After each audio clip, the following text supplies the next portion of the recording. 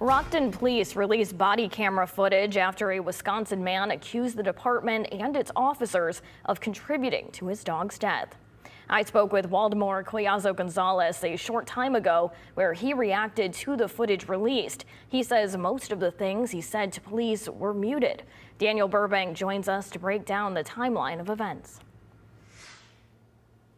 Right, Sydney. A collection of videos gathered millions of views online. Now, parts of the Rockton Police body and car camera audio and video are redacted.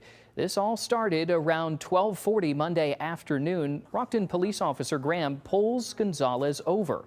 Investigators say he was driving 75 in a 55-mile-per-hour zone. Gonzalez told the officer he picked up the dog Cody. Now at 12:48, another body camera angle shows Cody panting a little louder.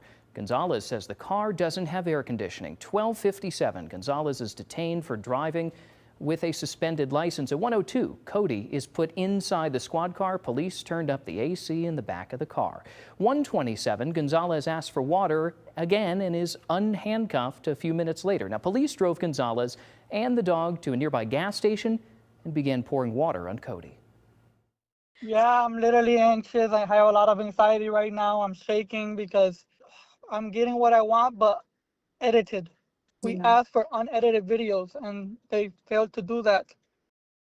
Now, the officer's body camera footage ends around 1:54. Police say Gonzalez later shook the officer's hand, thanked him for helping Cody. Investigators claim Gonzalez and Cody left the gas station shortly before 4:30, with another person claiming Cody's condition improved as well.